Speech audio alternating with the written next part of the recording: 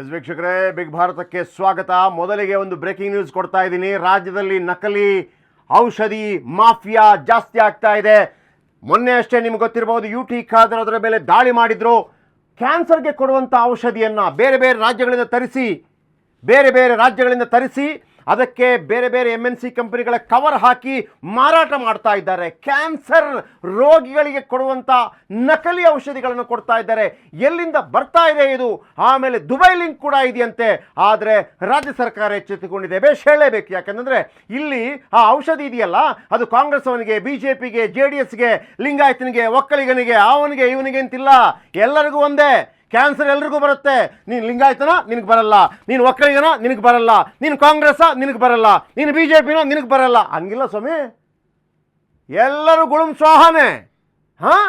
ಆದರೆ ಜೀವ ಉಳಿಸಬೇಕಾದ ಜವಾಬ್ದಾರಿ ಸರ್ಕಾರದ್ದು, ಇವರ ಹೆಡೆಮುರಿ ಕಟ್ಟುವಂಥ ಜವಾಬ್ದಾರಿ ಸರ್ಕಾರದ್ದು. ಅದನ್ನು ಮಾಡ್ತಾ ಇದೆ. ಅದು ಈ ಕ್ಷಣದ ಬ್ರೇಕಿಂಗ್ ನ್ಯೂಸ್ ನಿಮ್ಮ ಮುಂದೆ.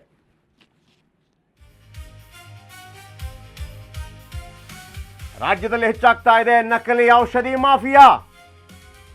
ವಿಶೇಷ ತನಿಖಾ ತಂಡ ರಚನೆ ಮಾಡಿದ ರಾಜ್ಯ ಸರ್ಕಾರ. ನಕಲಿ ಔಷಧಗಳ ಜಾಲ ಪತ್ತೆಗೆ SIT ತಂಡ ರಚನೆ. IPS ಅಧಿಕಾರಿಗಳು. ಮೊದಲಿಗೆ ಜಂಟಿ ಪೊಲೀಸ್ ಆಯುಕ್ತ ವಂಶಿ ಕೃಷ್ಣ ನೇತೃತ್ವ, 2 IPS ಅಧಿಕಾರಿಗಳು. ಪ್ರಕರಣವನ್ನು SIT ಹೆಗಲಿಗೆ ವಹಿಸಿದ ಸರ್ಕಾರ ಬಹಳ ಬೇಗ ಎಚ್ಚೆತ್ತುಕೊಳ್ತು. IPS ಅಧಿಕಾರಿಗಳಾದ ಶಿವಪ್ರಕಾಶ್ ಹಾಗೂ ಲೋಕೇಶ್, ಮಂಜುನಾಥ್ ರೆಡ್ಡಿ ಸಹಾಯಕ ಔಷಧ ನಿಯಂತ್ರಕರು, ಆಮೇಲೆ ನಮ್ರತಾ ಹಲ್ಲೂರು ಸಹಾಯಕ ಔಷಧ ನಿಯಂತ್ರಕರು, ಒಟ್ಟು 5. ಆಮೇಲೆ ಔಷಧ ನಿರೀಕ್ಷಕರಾದ ನೇಹಾ ಮುರ್ಗಿ ಸೇರಿದಂತೆ 5 ತಂಡ ರಚನೆ. ಸಮಗ್ರ ತನಿಖೆಗೆ SIT ಸೂಚನೆ ನೀಡಿದೆ ಸರ್ಕಾರ. ಬೇರೆ ಬೇರೆ ರಾಜ್ಯಗಳಿಂದ, ಇದು ನನಗೆ ಅರ್ಥ ಆಗ್ತಾ ಇಲ್ಲ, ಬೇರೆ ಬೇರೆ ರಾಜ್ಯಗಳಿಂದ ಕಡಿಮೆ ರೇಟಲ್ಲಿ ಔಷಧಿ ಹೆಂಗೆ ತರ್ತಾರೆ? ನನಗೀಗಲೂ ಕಾಡ್ತಾ ಇರುವಂಥ ಅತಿ ದೊಡ್ಡ ಪ್ರಶ್ನೆ, ಈ ಜನರಿಕ್ ಔಷಧಿ, ಪ್ರಧಾನಮಂತ್ರಿ ಜನರಿಕ್ ಔಷಧಿಗಳು ಸಿಗುತ್ತಲ್ಲ ಕಡಿಮೆ ಬೆಲೆಗೆ, ಅದನ್ನು ತಂದು ಏನಾದರೂ ಮಾಡ್ತಾ ಇದೆ ನೋಡಿ. ಇವರು ವಂಶೀಕೃಷ್ಣ SIT ಮುಖ್ಯಸ್ಥರಾಗಿ ನೇತೃತ್ವ ವಹಿಸಲಿದ್ದಾರೆ. ಲೋಕೇಶ್ IPS ಅಧಿಕಾರಿ, ಅವರ ಜೊತೆಗೂಡಿ Shivaprakash IPS. Well done. 3 IPS ಅಧಿಕಾರಿಗಳು, ಆಮೇಲೆ ಮಂಜುನಾಥ್ ರೆಡ್ಡಿ, ನಮ್ರತಾ ಹುಲ್ಲೂರ್, ಆಮೇಲೆ ನೇಹಾ ಮುರ್ಗಿ ಸಹಾಯಕ ಔಷಧ ನಿಯಂತ್ರಕರು, ಔಷಧ ನಿರೀಕ್ಷಕರು. ಅದಕ್ಕೆ ಸಂಬಂಧಪಟ್ಟ ಅಂದರೆ ಆರೋಗ್ಯ ಇಲಾಖೆಗೆ ಸಂಬಂಧಪಟ್ಟ ಅಧಿಕಾರಿಗಳು ಹಾಗೂ 3 IPS ಅಧಿಕಾರಿಗಳ ನೇತೃತ್ವದಲ್ಲಿ, ಒಟ್ಟು 6 ಜನರ ನೇತೃತ್ವದಲ್ಲಿ, 5 ಜನರ ನೇತೃತ್ವದಲ್ಲಿ SITಯನ್ನು ರಚನೆ ಮಾಡಿದೆ ರಾಜ್ಯ ಸರ್ಕಾರ. ಆಮೇಲೆ ಬಹಳ ವೇಗವಾಗಿ UT ಖಾದರ್ ಅವರು ಕೂಡ ಇದರ ಮೇಲೆ ದಾಳಿ ಮಾಡಿದ್ರು. ಆಮೇಲೆ ಕೆಟ್ಟು ಹೋಗಿರೋ ಆಹಾರದ ಬಗ್ಗೆ ಕೂಡ ದಾಳಿ ಮಾಡಿದ್ರು. ಆ ಲೆಕ್ಕದಲ್ಲಿ ನೋಡಿದ್ರೆ ಈ ಹಿಂದೆ ದಿನೇಶ್ ಗುಂಡೂರಾವ್ ಅವರು ಕೂಡ ಬಹಳ ಅತ್ಯದ್ಭುತವಾದ ಕೆಲಸವನ್ನು ಮಾಡಿದ್ರು. ಯಾಕೆಂದರೆ ಎಲ್ಲ ಕಡೆ ನೋಡ್ರಿ ಆಹಾರಗಳಿಗೆ ಏನೆಲ್ಲ ಬಣ್ಣ ಹಾಕ್ತಾ ಇದ್ರು. ಈಗ ನೀವು ನೋಡಿರ್ಬೋದು, ಮೊದಲೆಲ್ಲ ಆ ಬೊಂಬೈ ಮಿಠಾಯಿ ಕೆಂಪು ಕಲರ್ ಬರ್ತಾ ಇತ್ತಲ್ವಾ, ಪಿಂಕ್ ಕಲರ್, ಈಗ ವೈಟ್ ಕಲರ್ ಅಷ್ಟೇ. ಸುಮ್ಮನೆ ಪಿಂಕ್ ಕಲರ್ ಹಾಕೊಂಡ್ಬಿಟ್ಟು, ಆಮೇಲೆ ಕೆಲವು ಕಡೆ ನೀವು ನೋಡಿರ್ಬೋದು ಜಿಲೇಬಿ ಕಲರ್ ಯಾವುದ್ರಿ? ಜಿಲೇಬಿ ಕಲರ್ ಹಳದಿ ಅಲ್ವಾ, ಅದನ್ನೊಳ್ಳೆ ಕೇಸರಿ ಮಾಡಿಬಿಟ್ಟಿದ್ದಾರೆ. ಕೇಸರಿ ಮಾಡಿಬಿಟ್ಟಿದ್ದಾರೆ. ಸೊ ಅದು ಒಂದು ಕಡೆ. ಆಮೇಲೆ ಗೋಬಿ ಮಂಚೂರಿಯನ್ ಮತ್ತೊಂದು ಕಲರಿಂಗು, ಆಮೇಲೆ ಆ ಟೇಸ್ಟಿಂಗ್ ಪೌಡರು, ಇದೆಲ್ಲ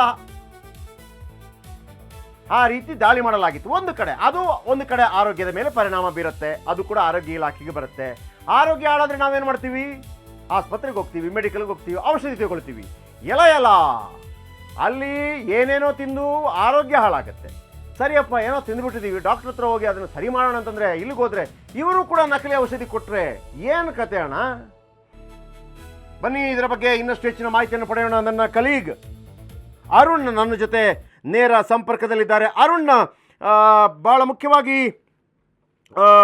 ವಂಶೀಕೃಷ್ಣ ಜಂಟಿ ಪೊಲೀಸ್ ಆಯುಕ್ತರು, ಆಮೇಲೆ IPS ಅಧಿಕಾರಿಗಳಾದ ಶಿವಪ್ರಕಾಶ್ ಹಾಗೂ ಲೋಕೇಶ್, ಮಂಜುನಾಥ್ ರೆಡ್ಡಿ, ನಮ್ರತಾ ಹಲ್ಲೂರ್, ಆಮೇಲೆ ನೇಹಾ ಮುರ್ಗಿ. ಓಕೆ, ನಿಮ್ಮ ಈ ಕ್ಷಣದ ಅಪ್ಡೇಟ್ ಏನು? ಆಮೇಲೆ ಅಧಿಕಾರಿಗಳ ಬಗ್ಗೆ ಮಾಹಿತಿ ಪಡೆಯೋಣ.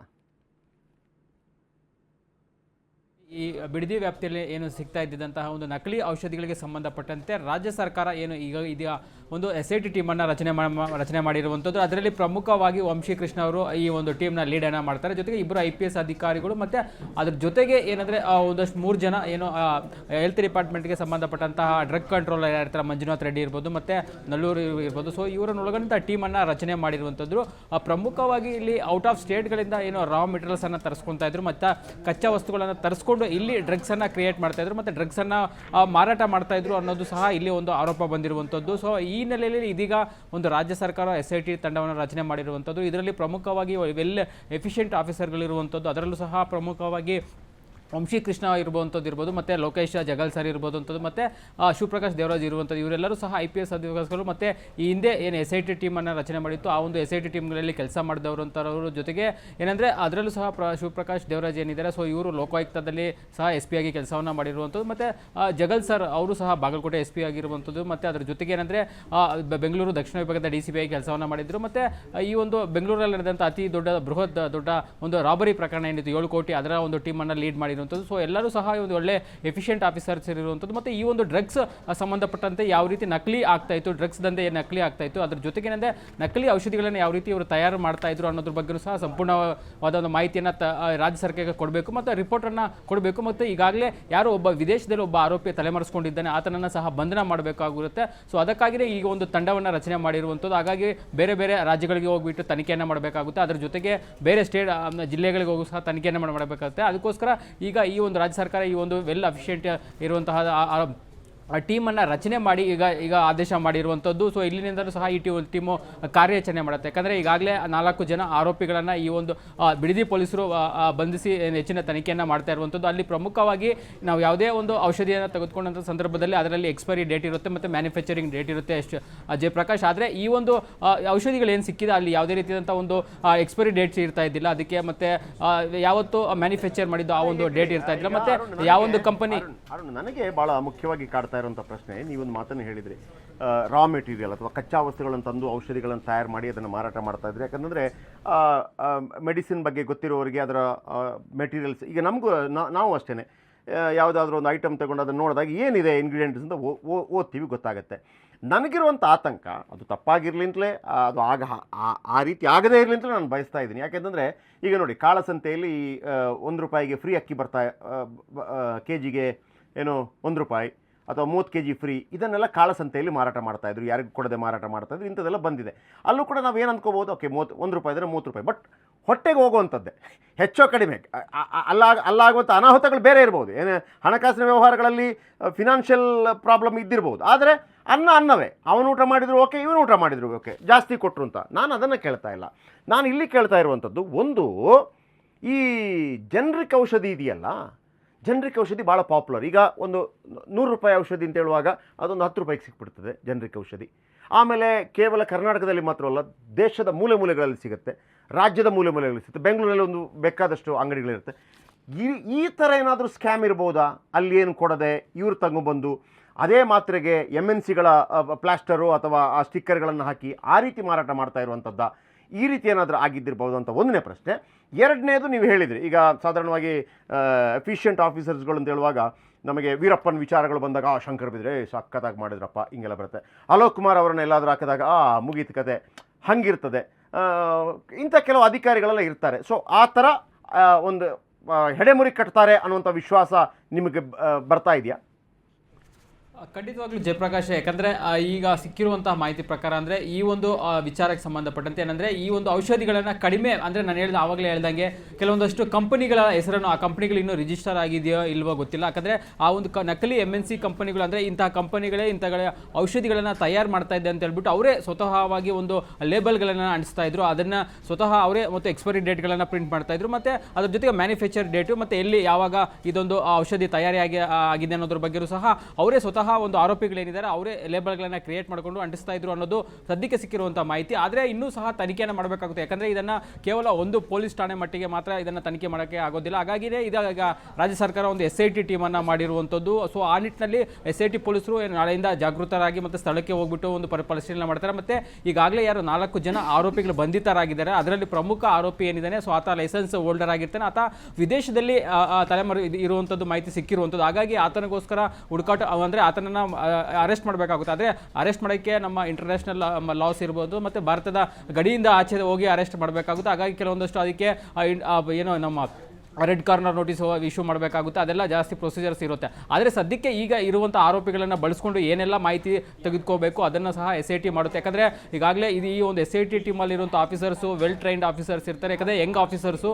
ಅದಕ್ಕೋಸ್ಕರ ರಾಜ್ಯ ಸರ್ಕಾರ ಈಗ ಈ ಒಂದು ಜಂಟಿ ಪೊಲೀಸ್ ಆಯುಕ್ತ ವಂಶೀಕೃಷ್ಣ ನೇತೃತ್ವದಲ್ಲಿ ತಂಡವನ್ನು ರಚನೆ ಮಾಡಿರುವಂಥದ್ದು. ಯಾಕಂದರೆ ಇವರು ಈ ಹಿಂದೆ ಏನೋ CJ ರಾಯ್ ಪ್ರಕರಣ ಇರುವಂಥದ್ದು ಇರ್ಬೋದು, ಮತ್ತು 7 ಕೋಟಿ ಪ್ರಕರಣ ಇತ್ತೀಚೆಗೆ ನಡೆದಂಥ ಬೆಂಗಳೂರಿನಲ್ಲಿ ಏನೋ ಎಲ್ಲ ಸದ್ದು ಮಾಡಿತ್ತು ಆ ಒಂದು ಪ್ರಕರಣದಲ್ಲೆಲ್ಲ ಸಹ ಈ 3 ಆಫೀಸರ್ಗಳು ಕೆಲಸ ಮಾಡಿರುವಂಥದ್ದು ಜಯಪ್ರಕಾಶ್. ಹಾಗಾಗಿ ಇವರೆಲ್ಲರೂ ಸಹ ಇವರು ಈಗ ಆರೋಪಿಗಳನ್ನು ಬಂಧನ ಮಾಡಿ ಮತ್ತು ನಂತರ ಒಂದು ನಾವು ನಾಳೆ ಇನ್ ಡೀಟೇಲ್ ಆಗಿ ಇನ್ನೊಮ್ಮೆ ಏನಪ್ಪ ಅಂತಂದರೆ ವಂಶೀಕೃಷ್ಣ ಆ್ಯಂಡ್ ಶಿವಪ್ರಕಾಶ್, ಲೋಕೇಶ್ ಇವರ ಗರಿಮೆಗಳೇನು ಇವರ ಡಿಪಾರ್ಟ್ಮೆಂಟಲ್ಲಿ ಮಾಡಿದ್ದು ಅನ್ನೋದ್ರ ಬಗ್ಗೆ ಕೂಡ ಮಾಹಿತಿ ಕೊಡ್ತೀನಿ.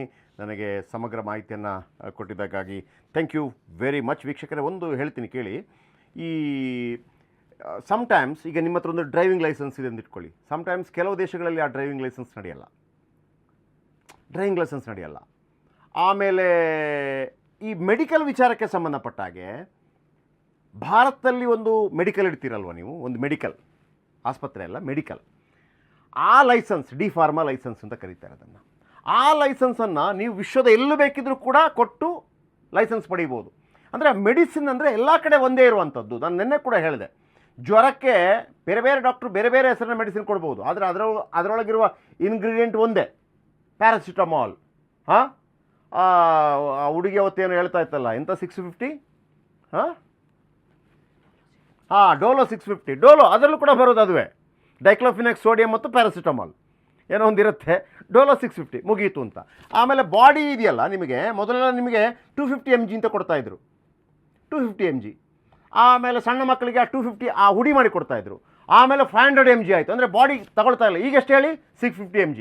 ಹಾಗೆ ಇದು ಚೇಂಜ್ ಆಗ್ತಾ ಹೋಗುತ್ತೆ. ನಾನು ಯಾಕೆ ಹೇಳಿದೆ ಅಂತಂದರೆ, ಅಲ್ಲೇ ಆಲ್ರೆಡಿ ಆರೋಗ್ಯ ಹಾಳಾಗಿದೆ. ಒಂದು ಕಡೆ ಫುಡ್ಡು ತಿನ್ನೋದು ಸರಿ ಇಲ್ಲ, ಅದು ಒಳಗೆ ಹೋಗ್ತಾ ಇದೆ. ಆಮೇಲೆ ನಾವು ಯಾವುದಾದ್ರೂ ಔಷಧ ತೊಗೊಂಡ್ರೆ ಆ ಡಾಕ್ಟ್ರಲ್ಲಿ ಹೋಗಿ ಸರಿ ಆಯಿತು ಅನ್ನೋ ಧೈರ್ಯ ಈಗ ಅದೂ ಇಲ್ಲ. ಆಮೇಲೆ ಪಾಪ ಕ್ಯಾನ್ಸರ್ ಪೇಷಂಟ್ಗಳು ಮೊದಲೇ ಹೆಂಗಾದರೂ ಬದುಕಲಪ್ಪ ಅಂತ ಕಾಯ್ತಾ ಇರ್ತಾರೆ. ಆ ಕ್ಯಾನ್ಸರ್ ಪೇಷಂಟ್ಗಳಿಗೆ ಕೊಡುವಂಥ ಔಷಧಿಗಳು ಕೂಡ ಇದು ಅಂತಂದರೆ ಹೆಂಗೆ? ಆಮೇಲೆ ಇದಕ್ಕಿಂತಲೂ ಹೆಚ್ಚು ರೋಚಕವಾದಂಥದ್ದು ಮತ್ತು ಭಾಳ ಆಶ್ಚರ್ಯಕರವಾದಂಥದ್ದು ಈಗಲೂ ನಡೀತಾ ಇದೆ. ಕೆಲವೆಲ್ಲ ಈ ಏನು ಹಿರಿಯರನ್ನೆಲ್ಲ ಅನಾಥಾಶ್ರಮದಲ್ಲಿ ಇಟ್ಟಿರ್ತಾರಲ್ಲ, ವಯಸ್ಕರಲ್ಲಿ ಇರ್ತಾರಲ್ಲ, ಅದು ಒಂದು ಎಂಥ ದಂಧೆ ನಡೆಯುತ್ತೆ ಅಂತಂದರೆ, ಅವ್ರಿಗೆ ಎಕ್ಸ್ಪೈರಿ ಡೇಟ್ ಆಗಿರೋ ಮಾತ್ರ ಹಾಕ್ಕೊಡೋದು. ಅದು ಹೆಂಗೆ ಅಡ್ಜಸ್ಟ್ಮೆಂಟು? ಮಗನೇ ಕಳಿಸೋದು ಅಪ್ಪನನ್ನು, ಹಾಕ್ಬಿಡಿ ಅಲ್ಲಿ ಅಂತಂದ್ಬಿಟ್ಟು, ಅವನು ಬೇಗ ಸಾಯಬೇಕು.